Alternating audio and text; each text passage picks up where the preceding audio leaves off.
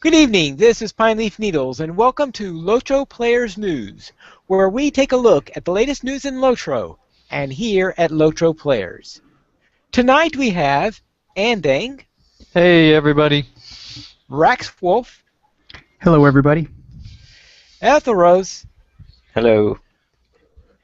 and the minion of the dark, Draculetta. Hey, everybody. It was either that or call you the ever mysterious Draculetta. No, that's Mystery's title. Sadly, all our mysteries are absent tonight. See, that's right. Oh, yes. Tonight we'll begin with our Show Us Your LOTRO contest, which is a new contest put out by Turbine. And the idea here is that you are to recreate in real life something that happens in LOTRO, your favorite moment in LOTRO. And there are some prizes here. We have a grand prize, which is a trip for two to Warner Brothers Studios in Burbank, California, where you will receive a VIP studio tour. And second prize is a Mad Catz prize pack, including a Strike 7 keyboard, an FREQ 7 headset, an MMO 7 mouse, and a Glide gaming surface. Third prize are two third prizes. The winner receives a Mad Catz FREQ headset. And anybody have any comments about those prizes, since I really don't know much about this particular gear? Yeah, I don't know either. Mad Catz makes really awesome stuff. They were a sponsor a little bit for CSTM, I believe. And yeah, they make great stuff. I highly recommend pretty much anything they make. They're a great company. Yes, they're expensive too, then. Right. They are very expensive, which Yes. makes these giveaways a great opportunity to get really expensive gear and for free, as long as your contest entry doesn't cost any money to make. Yes, though I do notice that whenever I look at one of their mice, it looks like a mad robot or something like that, rather than a gaming mouse. That is usually the description of gaming mice. Okay. I use a basic Microsoft style mouse, which. Yeah, I use a basic Logitech mouse, which, reminder, we are now rebranding ourselves as the new Mouse Tech Game Podcast for... Well, for a mouse tech then, because I actually use a Logitech, I just didn't know if that would be as readily recognized by people. So, My mouse anybody isn't here? even wireless. Yes. Well, neither is mine. I don't like wireless mice. Yeah, I don't either. They're too heavy and they... See, we really are They turning run out into of batteries. Yes. Very well. So, does anyone here have any ideas that they plan to use for this contest? So We're let me not get going to this- share them on air. Are you crazy? Okay, Punky? There you got a are good point ideas. there. We need to protect them. Now, All a right. Check secondary if I was idea- actually eligible. Yeah. 'Cause As far obviously as, it wasn't last the time. contest goes, so let me understand this. They said they don't want screenshots. They want somebody to live recreate one of the scenes or one of the parts of the game, right? They want you to put on a traffic cone on your head and brandish some kind of a steel pot from your mom's kitchen and take your picture, right? Yes. Yes, something like that. Well, that's how good the helmets in LOTRO are. I personally am going to be taking a picture of my computer screen, so that it's not a screenshot. It is still a picture. Just I think that solid actually screen. is technically a screenshot, yeah. I think that's probably more of a screenshot than anything else. But Very well. So those are. So if you wish to have a chance for them, then you must send in your entries between December 4th and December 20th, 2013. not too long to enter the contest, but it's long enough, I think, for some people to get creative. Did we say who's eligible for this? Yes, basically anyone who has reached majority age within the 50 U.S. states and D.C. and are users in good standing with Facebook, void in Puerto Rico and the U.S. Virgin Islands, U.S. military installations in foreign countries and other U.S. territories. Now, you notice that at no point do they say it's legal in Oh, actually, this contest is open to residents U.S., U.K., France, and Germany. Okay. Yeah, that's what I was asking about. This is UK. yes. This is But we Pine Leaf, See, we Puerto got to hear Rico Puerto again. Rico. Yeah. Yeah, Pineleaf, we need to create Can you- a Puerto Rican podcast, a nationalist Puerto Rican podcast where all we say is the word Puerto Rico. And it's And really just you Pineleaf is the one talking. that I'm says just it. there for moral support. why now. What and why did you suddenly decide on that? Because that was a fantastic pronunciation of the word, and we're already off topic with the whole mouse Yes, thing. We might yes, as you well. did. Anyway, U.S., U.K., France, and Germany. That is the idea on the matter. So therefore, if you live in one of those four countries, which by coincidence are the countries for which we have originally made servers, back when we're separate. So therefore, go out and do it. Now, Yeah. let's get back on topic, if we will. Hmm. I know, what a concept. 10-ton hammers, Helm's Deep review. Yeah, And- Tintin Hammer actually gave it a 9.0, or a 90 out of 10, I guess, or out of 100. 90 out of 10, what a great That would be one! quite impressive. Very yeah. generous, that. So yeah, a 90 out of 100, and fantastic to hear that kind of a glowing review for LOTRO this late in their content development cycle. It's surprising that an expansion for LOTRO gets that high of a score this far along, so definitely great news. Yes. Now, Hmm. apparently that the reason why it didn't get even higher was because they felt that they wanted Chance Thomas, let's face it. And And- that's they were- why I agree with this review score even more. So Yeah. Yeah, I agree with pretty much what they said, is that the music is not, it's not necessarily that the music's bad, but compared to Chance Thomas, any music's going to sound Right. bad. yeah. Yeah, there were a couple of things. The other thing that kind of dinged the review a little bit was the having to pay for the epic story, and I thought they hit that one pretty well too. I mean, this review was very. You could tell the people play LOTRO, and they've played it continuously because they had some history to draw back on for a lot of it. Yeah, the Tintin Hammer guys have actually gone to a lot of the press conferences just like Massively, so I would actually rank their expertise up there fairly close with Massively. So, yeah, they do a great job covering stuff. Very well. And of course, the Yule Festival 2013 is approaching, and it is expected to go online on December 18th. And it'll be running until January 14th. And there is very little information on this. All we know is that the final updates they need in order to get the festival ready will be made with update 12.1, so that means 12.1 is planned to come out by that date. It's just going to be a few new cosmetics and a new horse.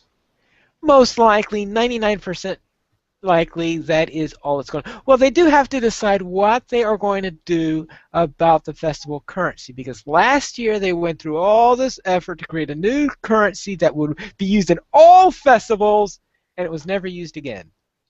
Yeah. I mean, So the we old have- system wasn't even wrong. They could have just stuck with that one. Yeah, so they may be reverting to the old system or something like that. We shall see. And now it's time for store sales, and our free sample this week, a plus 100% mark acquisition for 90 minutes. And the code is MRXS8, and of course the usual one per account. I know occasionally it's different, but this week it's back to the usual one per account. So if you want to get up those marks and run those skirmishes, this is the time to do it. And we also have 30% off the following items, and this is all related to crafting as far as I can see. Crafting Guild Access, Craft Experience Boost, Rapid Crafting Boost, Complete Crafting Tiers, and Recipe Books. For crafting. Yes, of course. So it's a really crafty sale this week. And for our steeds, of course, new month, and this means new steeds, and therefore we have the Steed of Bree is available until December 12th. I have no idea why this is so special. That's a short-term one, and I don't think people are rushing out. Has anyone here bought that one yet? I thought so. Pineleaf, this is the steed of Bree. I'm never going to spend any money on this, but this is the steed of Bree, and that's why it's extremely exclusive and only available until the 12th of December. So get out there and don't buy it. Yes. Just like every other steed. Just like Yes. every other steed. Yes. I do have a steed with the name Bree in it. I have the Breeland horse or the Breeland pony that I get when I first start out. So Pineleaf, are you going to be buying this steed? Of course not. See? There you go. The guy that decorates everything in green doesn't even want to buy this steed. We also have the steed in Withy Windle. The steed of the Withy Windle, and that's on sale, or when I say on sale means available, until December 31st. Anyone have any comments on the sale this week before we continue for our LOTRO Players News? It's fun to say, if nothing else. What? Steed of the Withy Windle? Yeah. It's That's more about fun where to hear it's coming. Pineleaf say it, I think. Not as fun as when he says Puerto Rico, though. That's true. Puerto Rico is much better than that. Oh, very well. This is what happens when Mist isn't here. Yes, LOTRO Players News. This week, there is 15% off of Helm's Deep purchases for those who have already bought the expansions. The idea is if you wanted to get it as a gift for a friend, then you can take 15% off the purchase of a Helm's Deep at the Turbine store. And any comments on that?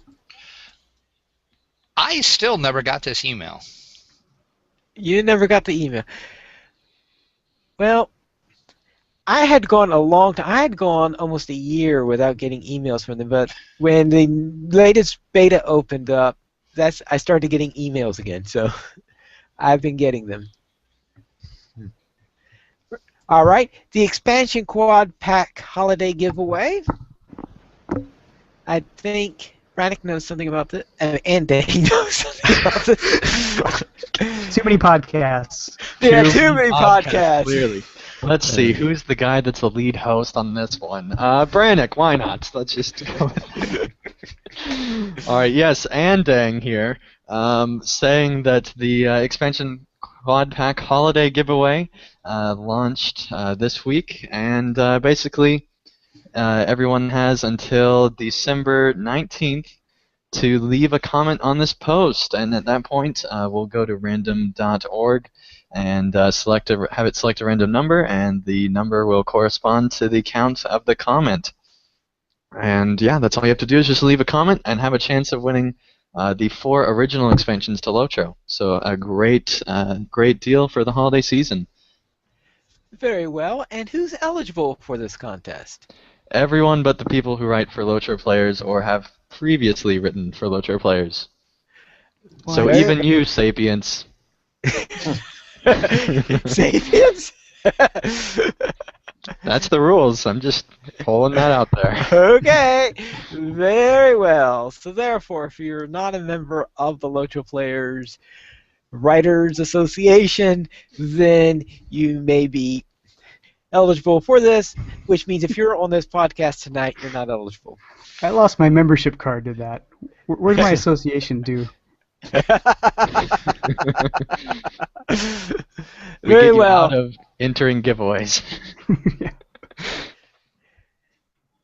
Now, Brax, you seem to talk about the Pixel Army. Yes, the fearsome pixel army of orcs just beyond the wall. So I got a mysterious email about a little while ago with some screenshots in them, and basically this person said, "Hey, I was able to get beyond your wall of death in the epic battles, and guess what's out there?" Well, and I thought, well, yeah, there's a bunch of orcs out there. He said, "Now look at this." And he sent me these screenshots, and it was the orcs all right, but it was not how I would have pictured them to be. You know, I would have thought that it was what we see as we're up close fighting orcs all the way through the game. And what it was a very, very pixelated version of the orcs that we've been fighting in Helm's Deep. And so as we were putting this together, we realized that part of the way, probably not the whole way, I'm pretty sure that Turbine has developed some other technologies to make epic battles perform well, but part of the way they do this is to not fully, I won't say fully render, that's probably not the right way to say it, but they don't fully have the actual detailed textures of the orcs that are out on the battlefield that are very far away from you. And so decided to go ahead and put this out there, and it was a very fun one to write. And I think if you go through the screenshots, you'll say, yeah, this actually makes a lot of sense. I don't know why I wouldn't have thought that they were doing this to begin with, because the very last screenshot shows what it looks like when you're standing on the wall, and you really can't tell. I mean, it's one of those things like if you've got an HD TV and you're really close to it, it still doesn't look that high definition. But if you're a little bit further away, if you're in the sweet spot, then it looks really great, right? It's the same type of optical illusion being used there. Right. Yeah, and this is used in almost every game that has large-scale combat of any kind. So it's no surprise that LOTRO is using this as well. And it's still a great accomplishment that they could actually get 30,000 orcs even pixelated on screen at once. So for Very an MMO. well. And LOTRO Cast 63 has been released, heading to Helm's Deep. That's right, and it's great to see Alvaros once again returning to the LOTRO cast. If you guys remember, a few months ago he actually joined up with LOTRO players, and he's very busy with Mythgard throughout the year, but he actually did get time to talk about Helm's Deep, and he does a great job going through and talking about his experience. So far, he did give a review of all the previous expansions to LOTRO, and also an initial review of, I think he's gone through about half the content, maybe a little bit less, of what he's experienced so far in Helm's Deep. And I believe he said in the next episode, or possibly the one after that, he'll be giving a complete review for Helm's Deep. So exciting stuff to hear his return, and great to hear his impressions of the game. Apparently, though, he's not as impressed with it as 10 Ton Hammer is. Yeah, that's true, but in my personal playthrough I don't know if I'm as far as he is, but so far I think with the initial entrance into Helm's Deep, I kind of agree with him. The quests are back towards a more mundane quest structure at the beginning, where you have to, like for example, the 4-horse quest, where you have to go and get to this horse, mount it, and then ride it back. And it wouldn't be that big of a deal, except for the fact that it doesn't go war steed speed, it goes normal speed. So you go there so quick, and it feels like it takes forever to get back. And it's little things like that that there's just so many of those in the beginning spot all put together that I think that kind of creates a little bit of a mundane experience, and doesn't, you have this great entry into it with the story, and then it kind of slows down a little bit. But yeah, we'll see where it goes from there, but I'm sure that it gets much better, and we'll see what Alvaros thinks in his next episode. Very well. And now, a little story about the small things. Zinger gave us a post concerning the little things he found during his exploration of Western Rohan, including, well, it could be a little bit spoilerish, so I don't know. Are we allowed to talk about this? Let's go ahead and give a spoiler alert. If you don't want to hear, they're not spoilers for the actual story, but they are spoilers if you don't want to find out about things that are outside of LOTRO that have been put into the game that are little Easter eggs for people to find. So if you don't want to know about this, go ahead and skip ahead a couple of minutes, and you won't be having anything spoiled. Very well. Go ahead, finally. Very well. I just went. All right. Next is a little thing that is happening on Laurelin, a Yuletide mystery, a presentation. I thought we were actually going to. I thought we were actually going to give a spoiler alert finally. Oh, sorry. The small.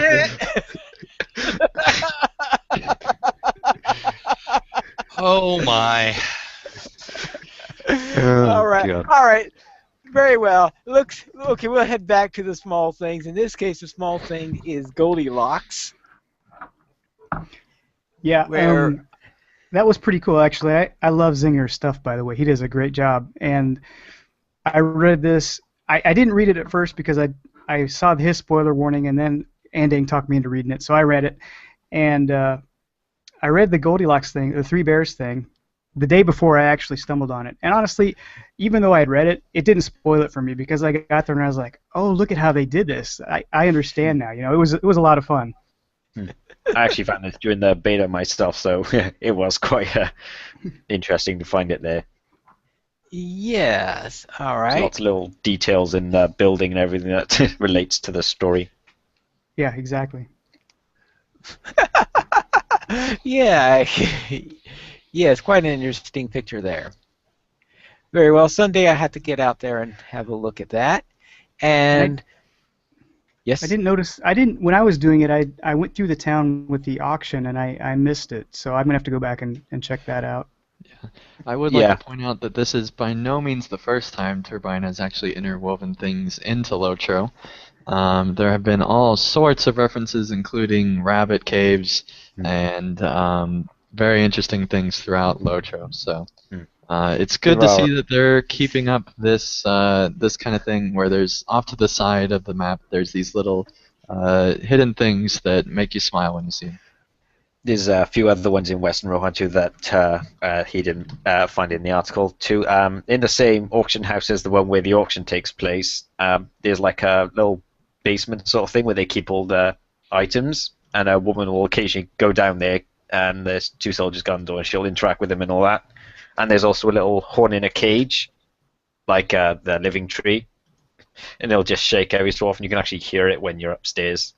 It's little things like that, as well as the guard. I think Andang saw this one too. In the guardhouse in Edoras, he'll put his weapons and shield away and then go to sleep on the floor. But little NPC interactions and stuff like that is they've been doing them a lot more than they used to. Yeah. Very well. And the other one is something about nuts. Something about the tail of the squirrel. The tail of the I'm not squirrel familiar with nutkin. the story, so. Yeah, I wasn't familiar with that either. Yeah, I'm not too familiar with anything by Beatrix Potter either. So. It's a house of squirrels. Yeah, that's all we need to know. I would like to point out that Blackjack in the chat thought the podcast skipped ahead when Pineleaf went ahead and moved on to the next topic. I fooled you, didn't I? All right. Anyone else have anything which they wish to comment on concerning the small things? Very well. Now we will proceed to a Yuletide mystery, a music and stories by the Shades.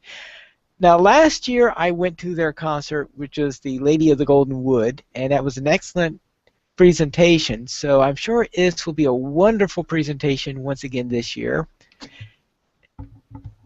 And this will be on the Laurelland server on December 15th at 2000 GM time, which means that will be 1500 server time or 3 p.m.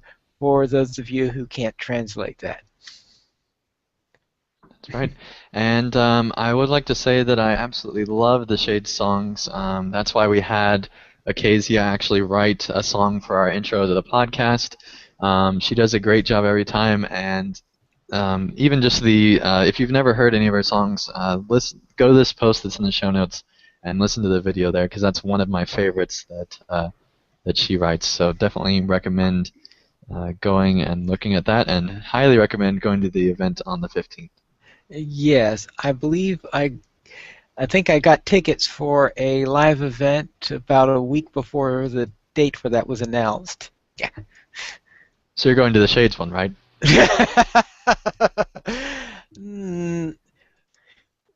We'll have to see. Very well. And now, next, the Lonely Mountain Band plays tribute to The Rise of the Fellowship.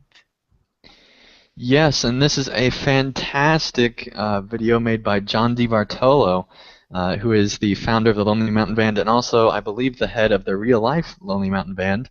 And he made a great song and that goes along with Rise of the Fellowship, and it's actually included in the official soundtrack purchase as a bonus track.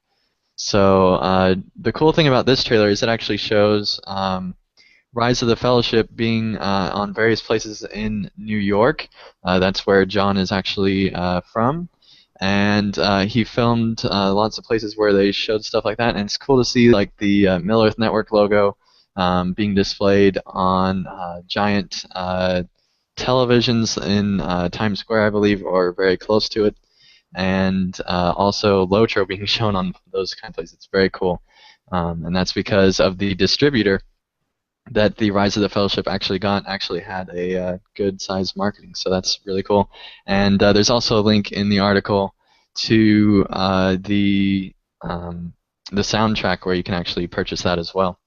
So I highly recommend Rise of the Fellowship. Many of you remember probably that we reviewed Rise of the Fellowship a few weeks back, so highly recommend getting a copy of it and supporting people making films about LOTRO.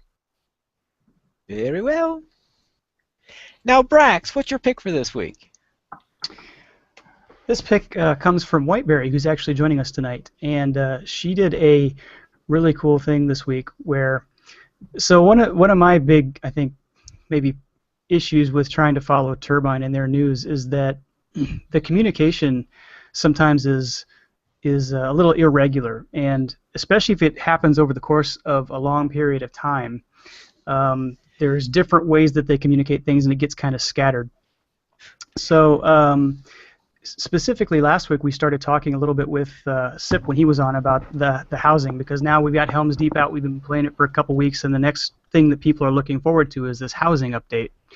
And so what Whiteberry has done is she's gone back through over the course of the year from the first time we heard that there was going to be a housing update and printed out basically every single communication that Turbine has put out there about this housing update from January or whenever they announced it. Was it January? The first one was, yes, January 2013. And you can kind of see how they've altered the message slightly as the year has gone by. Like they started off with really, really kind of a lofty sales pitch, and by the time we heard the last thing we did in October, it was kind of like, well, you guys might want to just cool it a little bit because these are going to be minor changes and we're going to do tweaks, and it's not going to be this major upgrade that they talked about at the beginning. So I just thought this was really nice to have all of this in one place, and you could kind of see how the message has changed a little bit from, and this happens all the time, right? I mean, when somebody first comes out with something and it's a salesperson that says it's this huge grand communication, but then as the reality sets in and people actually try to implement this stuff that's been sold, it's like everything has to be tempered a little bit. So yes, I thought that was a really good post this week. Yes, I'm a software developer, and I know what happens when you leave the marketing department unchecked. Exactly. I mean, at this point, it's not even looking likely we'll get the housing update this year, so... Yeah, for a moment there, I might have thought that housing changes cured cancer, I gotta be honest. Yeah. Yeah, it was, especially when you consider that there is absolutely no mention in the release notes for 12.1 about anything about concerning changes to housing that I noticed. Yeah, and it's unlikely we'll get another one this month, so... Oh, no, there's no way we're going to get 12.2 until January, assuming it's not 13, whichever is the next update. But donations! This week we did not receive any donations, but we would love to have your support. To help support LOTRO players, simply go to the donations page where you can help support the podcast on LOTRO players and help support the site. We have $5 and $10 mentions where you can donate and get a mention on one or all of our active podcasts. For $5, you can get a mention on any podcast of our podcasts, obviously, of your choice. For $10 or more, you will get a mention on all of our active podcasts. No more reviews? Nope, there's no reviews this week, Pine Leaf, sadly. Oh, but apparently Braxwolf left a comment. Are we allowed to quote comments from... Wait a minute. Yeah. No, I'm not eligible for the contests, but I'm eligible for this. I'm sorry, Brax, but when you make just amazing comments that I have to quote in the show, you just have to put in there. So you should be just glad that I'm actually allowing you to. No, I'm just kidding. I think you're digging the bottom of the barrel. Yeah. But seriously though, I thought that this was actually a funny comment, and I'll go ahead and read it since I'm talking right now. So Brax left a comment on LOTRO Players News episode 23, last week's episode, which hopefully you all listened to, where he said, "I got surgery scheduled to have my cyborg implants removed." And that is because he was Cyberrax last week. Yeah. And if you remember, successful. it actually influenced the title of the show because of how crazy, I guess, his mic becomes when he's out of town. I think I lost a few IQ points along the way, but it was successful. Very well. We have an email. First off, great. This is from Derek. Is Derek and Blackjack the same person? Yes. Okay, very well. Yeah, this is from Blackjack, one of the members of our chat room, and he writes, first of all, great podcast. A few weeks ago, Pineleaf read a story, don't remember exactly because I was listening at work. But I suggested he read "'Twas the Night Before Christmas," sometimes called A Visit from St. Nick by some people. Well, here's a formal request. Pineleaf read "'Twas the Night Before Christmas." I altered it a little to try to fit it with LOTRO. Yes. My Middle-earth lore isn't so great, so I tried to research it a little. Take a look and see what you think. And yes, I read through this quickly, and I noticed that there are a few of the rhymes disappeared during the translation of it. Did you also notice how long it was, finally? Well, of course, because they took the entire poem and converted it. Yeah, there's actually 2 pages here. So next time when someone else sends in a poem, we will accept shorter poems, but we would prefer that they are at least 3 pages for Pineleaf to read. So please make sure to send those to lotroplayers.mymiddleearth@gmail.com, where we will receive your amazing poem emails for Pineleaf to read. Don't have to start another podcast just for reading poems. We can, if enough poems come in. So, just throwing that out there. Right. Pineleaf has no say in this. Pineleaf presents poetry, huh? He's already got the name. All right, we're good. Yeah. He wants to do it. This To prick. register the UL. Yeah. Now you just need that Twitter, Pineleaf. Yeah. Any closing thoughts? No, you're gonna read this poem. Oh, you really want me to actually read it? Okay. Yeah, come on. Very well. 'Twas the night before Yuletide, and all through Hobbit Hole not a creature was stirring, not even a pesky shrew. The stockings were hung by the chimney with care, in hopes that Father Christmas would be there. The baby hobbits were nestled all snug in their beds, with visions of second breakfasts danced in their heads. Mom in her kerchief and I in my cap had just settled down for a long winter's nap. When out in the clover field there arose such a clatter, I sprang from my bed to see what was the matter. Away to the window I flew like a flash, tore open the shutters, and threw up the sash. The cloud-racked moon of the breast of the new-fallen snow gave the luster of midday to objects below, when what to my wondering eyes should appear but a miniature sleigh and 8 tiny hearts, with a little old driver so lively and quick. Well, I knew in a moment it must be Father Yule. More rapid than eagles, his coursers they came, and he whistled, and he shouted, and he called them by name. On Dasher, on Dancer, on Prancer and Vixen, on Comet, on Cupid, on Donder and Blixen, to the top of the porch, to the top of the wall. Now dash away all.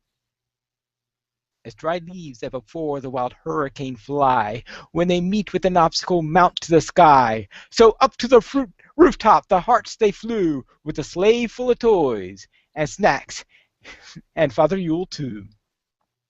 And then in a twinkling I heard on the roof the prancing and pawing of each little hoof, as I drew in my head and was turning around, down the chimney Father Yule came with a bound.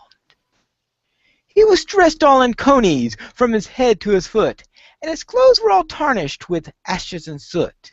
A bundle of toys and snacks he had flung on his back, and he looked like a peddler just opening his pack. His eyes, how they twinkled, his dimples so merry, his cheeks were like amaranths, and his nose like a cherry. His droll little mouth was drawn up in a bow, and his beard to his chin was as white as the snow. The stump of a pipe he held tight in his teeth, and the smoke from the pipeweed, it encircled his head like a wreath. He had his broad face and a little round belly, and he shook as he laughed, ho, ho, ho, ho, like a bowl full of jelly. Ho, ho, ho, ho, ho. He was chubby and plump, a right mirth gaffer elf, and I laughed when I saw him in spite of myself. A wink in his eyes and a twist of his head soon gave me to know I had nothing to dread. He spoke not a word, but went straight to his work, and filled all the stockings, and turned with a jerk, and laid his finger to the side of his nose, and giving a nod up the chimney, he rose. He sprang to a sleigh, and to his team gave a whistle, and away they all flew like the down of a thistle. But I heard him exclaim as he drove out of sight, Happy Yuletide to all! And to all, good night. Now, when can we expect the audiobook for this finally? Because this is fantastic. I mean, seriously, if I could read half that good, I mean, that's just amazing. Thank you so much, Pine Leaf, and thank you so much, Blackjack, for sending that in. All right, I did change Father Christmas to Father Yule since Yeah, I noticed made that. more. Yeah, that was great. Thank you so much. That's awesome. Very well. Now, does anyone have any final thoughts? Aside from that. Very well. LOTRO Players News goes live every Saturday at 8:30 p.m. server time, which is U.S. Eastern Time. You can join us by going to lotroplayers.com/live, and be sure to join us at the chat. And that is all for tonight. So until next time, this is Pine Leaf Needles, and remember to skirmish responsibly. Bye. Goodbye.